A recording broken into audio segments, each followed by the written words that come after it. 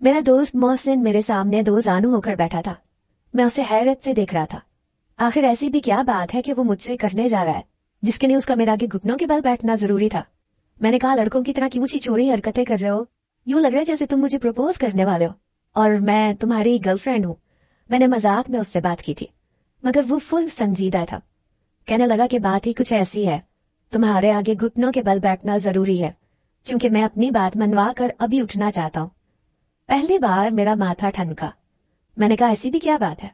कहने लगा, पहले वादा करो तुम इनकार नहीं करोगे। मैंने कहा, अगर मेरे बस में हुआ तो मैं जरूर मानूंगा क्योंकि तुम्हारी बात मैं वैसे भी नहीं टालता। तुम्हारा मुझ पर एक एहसान। मेरे लफ्ज अभी मेरे मुंह में ही थे तो उसने मेरे होंठों पर अपनी उंगली रख दी। कहने लगा, बार बार उस एहसान की बात मत किया करो। मैं उस एहसान का बदला नहीं मांग रहा तुमसे। एक दोस्त होने के नाते तुम पे भरोसा करते हुए तुम्हें अपनी जिंदगी की बहुत ही कीमती चीज अमानत के तौर पर सौंपने की बात कर रहा हूँ। मैंने कहा, ऐसी भी क्या चीज है जो तुम खुद अपने पास नहीं रख सकते बल्कि मुझे देना चाहते हो? कहने लगा कि तुम जानते हो बड़ी मुश्किल से मेरा दुबई का वीजा लगा है और मेरी जॉब हुई है। बिल आखिर मेरा ख्वाब शर्मिंदा ताबीर होने जा रहा है, मगर एक मुश्किल है, बल्कि यूं समझो कि एक ऐसी कड़ी है जो मुझे जाने से रोक रही है। मैंने कहा, क्यों पहेलियां बुझवा रहे हो? मुझे बताओ, मुझे क्या करना होगा? मैं तुम्हारा सारा मसला हल कर दूंगा, मैंने एकदम झंझलाते हुए कहा था। कहने लगा, अब तुम वादा कर चुके हो, देखो मुकरना नहीं। और मैं बिल्कुल चुप साधे उसे देखने लगा। आखिर ऐसी क्या बात थी जो वो मुझसे कहना चाहता था? ऐसी भी क्या इमानत थी जो वो मेरे सुपुर्द करना चाहता था? मैं तो पहले ही जहन बना चुका था कि उसकी अमानत को अपने पास रख लूंगा, इसमें क्या बड़ी बात है। मगर जो अगली बात उसने कही, एकदम से मेरा पूरा वजूद लरजने लगा। मुझे लगा शायद वो कोई मजाक कर रहा है, क्योंकि ऐसा तो मैंने कभी सोचा भी नहीं था। कहने लगा कि देखो, तुम मेरे बहुत ही करीबी दोस्त हो, तुम्हारे अलावा मैं इस काम के लिए किसी पे भरोसा नहीं कर सकता। अगर तुम नहीं तो कोई भी नहीं, मैं अपना दुबई जाना ही कैंसिल कर दूंगा। बाढ़ में गए मेरे ख्वाब और मेरी जॉब। वो एकदम से तैश के आलम में उठा और अपनी टाई की नॉट ढीली की। मैंने कहा, क्या हो गया है? अभी मेरा जवाब सुने बगैर ही तुम जज्बाती हो गए हो। ये तुम्हारा बहुत बड़ा मसला है, तुम अगले बंदे की बात सुने बगैर फैसला सादर कर देते हो। और वो मुझे देखने लगा। कहने लगा कि क्या तुम मेरी अमानत को रखने के लिए तैयार हो? वो मेरी आंखों में आंखें डालकर कहने लगा, और मैं उसकी आंखों में देखकर कुछ लम्हे बिल्कुल खामोश रहा। मुझे अपने दोस्त का किया गया वो एहसान याद आ गया जो उसने मुझ पर कर मेरी जिंदगी संवार दी थी। अब मेरे पास और कोई ऑप्शन नहीं था। मैंने कहा, ठीक है, जो तुम कहोगे वही होगा, बताओ मुझे क्या करना होगा? कहने लगा, बस 3 बार कबूल है कहना है और कुछ नहीं। और मैं उसकी बात सुन के एकदम भौं चुका रह गया। वो वहां से उठ के बाहर चला गया और मैं वहीं सर पकड़ कर बैठ गया। मैं बाजिल एक लोअर मिडिल क्लास घराने से ताल्लुक रखने वाला अपने आप को कभी भी गरीब नहीं समझता था, क्योंकि मेरे पास एक ऐसा दोस्त था जो हर मुश्किल में मेरा साथ देता था। मोहसिन से मेरी दोस्ती कॉलेज के जमाने में हुई थी और फिर ये इस कदर गहरी होती गई कि हमने एक दूसरे का साथ नहीं छोड़ा। यूनिवर्सिटी के बाद तक हमारा दोस्ताना ताल्लुक कायम रहा। वो एक अपर मिडिल क्लास घराने से ताल्लुक रखता था। उसके माँ बाप का इंतकाल बचपन में ही हो गया था और उसके चचा उसकी किफालत करते थे। बाप की छोड़ी हुई प्रॉपर्टी भी काफी थी, इसलिए उसे कोई परेशानी का सामना नहीं करना पड़ा था। और मैं आए दिन पैसों की परेशानी का शिकार रहने वाला इंसान। कभी भी मैंने ऐसन के आगे हाथ नहीं फैलाए थे, मगर वो बिन मांगे मुझे देता रहता था, मेरी हर जरूरत चुपके से पूरी कर देता। और मैं हैरान रह जाता कि वो कैसे जान जाता है कि मुझे इस चीज की जरूरत है। वो मुस्कुराकर मेरे कंधे पर थपकी देता, कहता कि तुम्हें तो शर्म आती है ना कुछ बताते हुए, हालांकि मैंने तो तुम्हें हमेशा अपना भाई ही समझा है, मगर तुम मुझे अपना नहीं समझते। वो मुझसे रूठ जाता था। मैंने कहा कि मुझे अच्छा नहीं लगता यूं भीख मांगना। कहने लगा, दोस्त ही दोस्त के काम आता है, आज मैं तुम्हारे काम आ रहा हूं, कल को तुम मेरे काम आ जाना। ये बात वो मजाक में कहता था। मैंने कहा, मैं तो तुम्हारा कोई एहसान चुका ही नहीं सकता, तुम मुझसे कभी कुछ मांग कर तो देखना, फौरन से पहले हामी भर लूंगा, पूछूंगा भी नहीं। और वो मुस्कुरा कर कहता था कि देखते हैं। यूनिवर्सिटी से फारिग होने के बाद जॉब की तलाश में भी मुझे ज्यादा ख्वार नहीं होना पड़ा, क्योंकि मोहसिन का साथ यहाँ भी था। हम दोनों ने MBA किया। मैं लाइक फाइक स्टूडेंट था और मोहसिन भी किसी से कम नहीं था, मगर हर जॉब में सिफारिश आड़े आ जाती थी जो कि मेरे पास नहीं थी। एक बार एक तगड़ी सिफारिश पर जॉब मिल रही थी। मोहसिन के पास सिफारिश भी थी और काबिलियत भी, मगर उसने यहाँ पर भी मुझ पर एक बहुत बड़ा एहसान किया। मैं अभी सर पकड़ के बैठा ही था कि अब मेरा मुस्तकबिल क्या होगा। कहने लगा कि ये मेरे हिस्से की जॉब तुम करोगे, मुझे तो कोई और जॉब भी मिल जाएगी, मगर तुम्हारे पास शायद दोबारा अपॉर्चुनिटी ना आए। मैं उसे देख के हैरान रह गया। भला ऐसे भी कोई करता है कि अपने हिस्से का रिस्क दूसरों में बांट दे? और ये उसका एहसान था जिसे मैं कभी चुका नहीं सकता था। उसने मेरी जिंदगी संवार दी थी। मैं शहर में ही जॉब करता था और मोहसिन और मैं एक ही फ्लैट शेयर करते थे। मोहसिन भी जॉब के लिए काफी जगह अप्लाई कर चुका था। मुल्क से बाहर भी 1-2 जगह पे उसने अप्लाई किया हुआ था। बस अब एक कॉल का इंतजार था, और जब उसे वो कॉल मौसूल हुई और उसका वीजा भी दुबई के लिए बन गया, क्योंकि दुबई में उसे एक बहुत ही अच्छी जॉब मिल रही थी। उसने जल्दी जल्दी से सारा कुछ करवा लिया। वो बहुत ज्यादा खुश था और मैं उसे देखकर खुश था।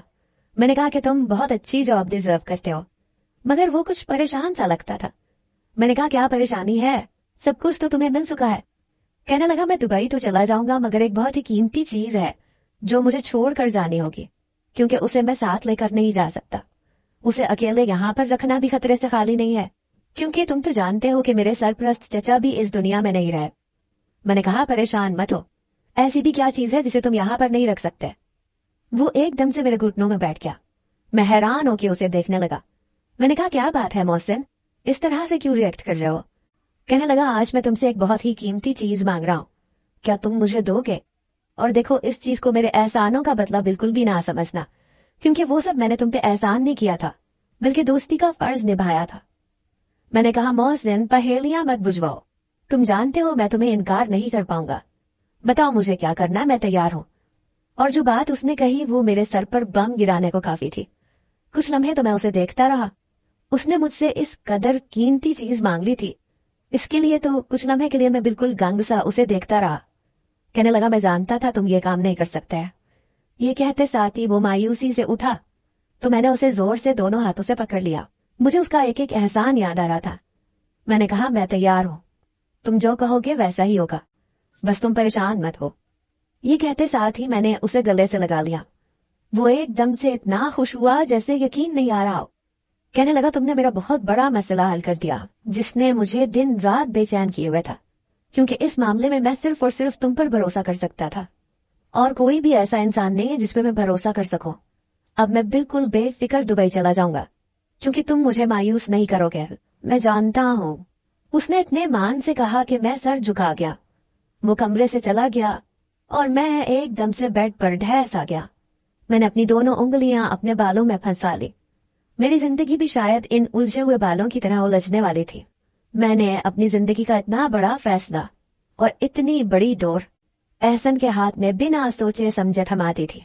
वो फैसला जो मुझे बहुत सोच समझ कर करना था, अपने घर वालों की राय उसमें शामिल करनी थी, वो मैंने इस कदर अफरा तफरी में कर लिया था कि मैं खुद भी हैरान था। मगर क्या मैं मोहसिन को इनकार कर सकता था, जो कि वाकई मेरा मोहसिन था? और ये ऐसा सवाल था जिसका जवाब सिर्फ नहीं था। कुछ देर बाद अपार्टमेंट में निकाह वहां आ गया, और मुझे एक ऐसी लड़की के लिए इजाबो कबूल करना था जिसे आज तक मैंने देखा नहीं था। सिर्फ और सिर्फ मोहसिन पर भरोसा करके मुझे उससे शादी करनी थी। मोहसिन के माँ बाप एक कार एक्सीडेंट में इंतकाल कर गए थे। उनके साथ एक छोटी सी बच्ची भी थी जो कि बच गई थी। उसके सर पर चोटें आई थी, मगर उसकी जान बच गई थी। मोहसिन उस वक्त 10 साल का था। उसकी छोटी बहन सिर्फ 6 माह की थी, जो मौजज़ाना तौर पर बच गई थी। उसके चचा ही मोहसिन और उसकी बहन महरीन की सरपरस्ती करते थे। मोहसिन अक्सर मुझे अपनी बहन के बारे में बताता था कि वो बहुत ही मासूम और छोटी है और उससे बहुत ज्यादा प्यार करता हूँ, मगर मैंने उसे कभी देखा नहीं था, ना ही मुझे दिलचस्पी थी। चचा के मरने के बाद वो दोनों और भी ज्यादा अकेले हो गए थे। जब मोहसिन को दुबई से जॉब के ऑर्डर आ गए तो वो शशोपंज में पड़ गया कि अपनी बहन को किसको सौंप कर जाए, जिससे वो बेइंतहा मोहब्बत करता था, और मैं उसे सबसे ज्यादा काबिल भरोसा इंसान लगा। वो जानता था कि मैं इनकार नहीं करूंगा, और मैं भी जानता था कि इनकार की कोई गुंजाइश नहीं है। ना चाहते हुए भी मैंने निकाहनामे पर साइन कर दिए थे, और मोहसिन मेरे गले से लगकर मेरी बलाएं लेने लगा। कहने लगा कि यार जो तुमने मुझ पर एहसान किया है वो मेरे सब एहसानों पर भारी है। तुमने तो मुझे अपना मकरूज बना दिया। मैं उसकी बातें सुन के हैरान होने लगा। मैंने कहा शादी तो मुझे करनी ही थी एक ना एक दिन, वैसे भी मैं किसी में इंटरेस्टेड तो था नहीं, इसलिए मैं इस रिश्ते को निभाने की पूरी कोशिश करूंगा, तुम्हें मायूस नहीं करूंगा। मगर क्या तुम्हारी बहन इस रिश्ते पर खुश है? उसके साथ तुमने जबरदस्ती तो नहीं की? मैंने डरते डरते उससे सवाल किया, तो वो एकदम से हंसने लगा। कहने लगा अरे उसकी राय की तुम बिल्कुल भी परवाह ना करो, वो तो हर किसी के साथ ही एडजस्ट हो जाएगी, बहुत ही अच्छी है। बस बात बात पे रूठ जाती है और उसे मनाना पड़ता है और बातें भूलने लगती है। उसे याद दिलाते रहना कि तुम उसके हस्बैंड हो, और मैं यकीन करता हूं कि तुम उसे मना लिया करोगे। उसने एक आंख दबाई थी और मैं उसकी आखिरी बात पर हैरान हुआ था। खैर, मेरे दिल में इस शादी को लेकर कोई भी जज्बात नहीं थे, क्योंकि ये इतना अचानक हुआ था कि मुझे सोचने की मोहलत तक नहीं मिली थी। ना ही मैंने उस लड़की को देखा था, सिर्फ नाम के अलावा मैं उसके बारे में कुछ नहीं जानता था, क्योंकि मोहसिन भी ज्यादातर उसका जिक्र नहीं करता था। बस कभी कभार ही बातों बातों में वो मैरीन का नाम ले देता था। मैंने भी ज्यादा कुरेदने की कभी कोशिश नहीं की थी, क्योंकि मेरी दोस्ती मोहसिन के साथ थी, दूसरों से मुझे क्या लेना देना। मगर मुझे क्या मालूम था कि वही महरीन मेरी जिंदगी में शामिल कर दी जाएगी, बिल्कुल खामोशी से, और मैं अपने घर वालों को बता भी नहीं पाऊंगा। मेरी माँ तो अब बातों बातों में मुझे सुनाती थी कि इस बार तू गांव आया तो तेरा रिश्ता पक्का कर दूंगी, मेरा चांद जैसा बेटा है, कोई भी लड़की इनकार नहीं करेगी। और मैं मुस्कुरा कर माँ से कहता था कि जो आपकी ख्वाहिश वही करें, क्योंकि इस फैसले का इख्तियार मैंने आपको दे रखा है, और अब जब मैं गांव जाऊंगा तो अपनी माँ को क्या मुंह दिखाऊंगा। मगर फिलहाल मैं मोहसिन के सामने परेशान नहीं होना चाहता था, ना इस बारे में सोचना चाहता था। वैसे भी अम्मी को अपने लिए एक बहू लानी थी और वो उन्हें मिल चुकी थी, मैं उन्हें किसी न किसी तरह मना लूंगा। मैं जहन में ही जोड़ तोड़ लगाते मोहसिन को एयरपोर्ट पर रुखसत करने चला गया। वो बार बार ताकीद कर रहा था कि महरीन का ख्याल रखना। मैंने कहा कि ये भी कोई कहने की बात है, अब वो मेरी बीवी है, उसका ख्याल नहीं रखूंगा तो किसका रखूंगा। वो एकदम से मेरे गले लग गया, कहने लगा मुझे माफ कर देना, और मैं उसकी बात सुन के हैरान रह गया। मैंने कहा तुम माफी क्यों मांग रहे हो? कहने लगा बस समझना कि तुम्हारा दोस्त बहुत मजबूर था, वरना मैं तुम्हें ऐसा करने को कभी ना कहता। मैंने कहा कम ऑन मोहसिन, ज्यादा जज्बाती मत हो और खैर खैरियत से जाओ, मुझे जाते साथ ही इतला कर देना कि तुम पहुंच गए हो। कहने लगा हाँ अब तो बात होती रहेगी, अब तुम मेरे जीजा जी भी तो बन गए हो। उसने मुझे छेड़ा था और मैं एकदम से मुस्कुरा दिया। उसे सी ऑफ करने के बाद मैं वापस फ्लैट में आया, क्योंकि यही हमारा निकाह हुआ था और महरीन भी शायद दूसरे कमरे में मौजूद थी। इस अजीबोगरीब रिश्ते को अभी तस्लीम करने के मरहले से मैं गुजरा नहीं था, क्योंकि मेरा दिमाग अभी बिल्कुल माऊफ था कि ये अचानक से मेरी जिंदगी में क्या हो गया था। हालांकि इस दिन के ख्वाब तो लड़के अपनी आंखों में सजाते हैं, मगर मेरे कोई ख्वाब नहीं थे।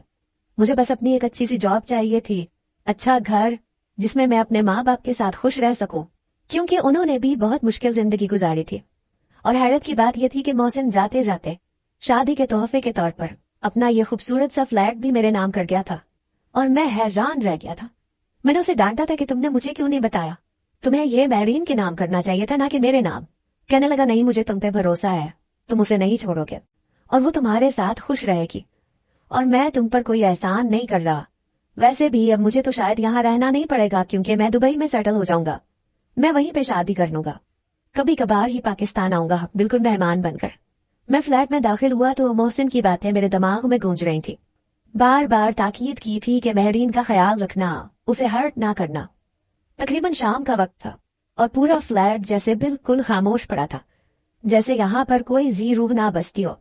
मैंने 2 कप चाय के बनाए और उस कमरे में जाने लगा जहाँ मेरी नई नवेली दुल्हन बैठी मेरा इंतजार कर रही थी। सोचा कि 1 कप उसे भी चाय का पेश करूंगा, क्योंकि ये बारिश बरसने के बाद मौसम काफी ठंडा हो गया था। मुझे तो बार बार छींकें भी आ रही थी। न जाने वो अभी तक कमरे से क्यों नहीं निकली, शायद वो बहुत ही ज्यादा अलग थलग रहने वाली लड़की होगी, इसीलिए तो मैंने कभी उसे मोहसिन के साथ भी नहीं देखा था, बस उसका जिक्र ही सुना था। खैर अब तो देख ही लेना है। मैंने पहले दरवाजे पर हल्की सी दस्तक दी, कुछ देर बाहर खड़ा रहा, मगर कोई आवाज ना आई, तो मैंने आहिस्ता से दरवाजा खोल दिया और अंदर जाने लगा। अंदर का मंजर देखकर एकदम से ट्रे मेरे हाथों से गिरते गिरते बची, जिसमें 2 कप चाय के पड़े लरज रहे थे। मुझे लगा शायद मैं किसी चिड़ियाघर में आ गया हूँ, क्योंकि कमरे की हर चीज बिखरी पड़ी थी। बेड की चादर आधी लुढ़की पड़ी थी, फर्श पर ज्वेलरी जा बजा बिखरी हुई थी, और एक सुर्ख रंग का दुपट्टा आधा सोफे पर पड़ा था और आधा जमीन बोस था। और वो सिंगार में इसके सामने बैठी अपने बालों को नोच रही थी, जो शायद खूबसूरत जूड़े की शक्ल में बनाए गए थे, और अब वो एक मलहूबा सा बन के रह गया था। मेरी तरफ उसकी पुश्त थी और उसका चेहरा आईने में मैं देख सकता था। चेहरे से तो वो इंसान बिल्कुल भी नहीं लगती थी, कोई खूनख्वार बला लग रही थी, जिसके होंठों के चारों तरफ बहुत दूर दूर तक सुर्खी फैली हुई थी, जैसे उसे हथेलियों से रगड़ा गया हो। उसका काजल फैल कर आंखों के गिर्द गहरे हल्के से बना रहा था। वो काफी ज्यादा झंझलाहट का शिकार थी। बार बार अपने बाल उंगलियों से सीधा करने की कोशिश कर रही थी। इससे पहले कि चाय की ट्रे मेरे हाथ से गिरती, मैंने जल्दी से उसे मेज पर रखा, क्योंकि मैं कमरे में एक और बखेड़ा बर्दाश्त नहीं कर सकता था। मेरे हाथ वाज़ेह तौर पे कपकपा रहे थे। मुझे लगा शायद मैं कोई भयानक ख्वाब देख रहा हूँ, जिसमें एक खूनी बला मेरे पीछे पड़ गई है और मेरा खून पीने के दर पे है, और मैं उससे पीछा छुड़ाते हुए भागे जा रहा हूँ। मगर फिर भी वो मेरे एकदम से सामने आ जाती है और मैं सांस लेना भूल जाता हूँ। मैं आहिस्ता आहिस्ता कदम उठाकर उसके पीछे आईने के सामने खड़ा हो गया और आईने में उस बला की शक्ल गौर से देखने लगा। ड्रेसिंग टेबल पर मेकअप का सामान जा बजा बिखरा पड़ा था और वो उसके अंदर उंगलियां डबो डबो कर अपने चेहरे पर मजीद नक्शो निगार बना रही थी। और जब उसे सेटिस्फेक्शन ना होती तो वो एकदम से नाक चढ़ाने लगती। उसके माथे पर बल पड़ जाते। उसके सफेद चेहरे पर जा बजा रंग बिरंगे धब्बे पड़े थे। शायद वो आई शैडो के सारे शेड अपने चेहरे पर अप्लाई करके भी मुतमईन नहीं हुई थी। मैं इस कदर सख्ते में था कि मुझसे बोला तक नहीं जा रहा था, मगर वो तो मेरी तरफ देख भी नहीं रही थी। बहुत ही महवियत से अपने चेहरे पर नक्शो निगार बना रही थी। मैंने जोर से गला खंकारा। उसने एकदम नाराज आंखों से मेरी तरफ देखा। कहने लगी, क्या मुसीबत है? यहाँ क्यों खड़े हो? दफा हो जाओ यहाँ से। देख नहीं रहे मैं मसरूफ हूँ। मैंने पहले उसे देखा, फिर उसकी मसरूफियत को।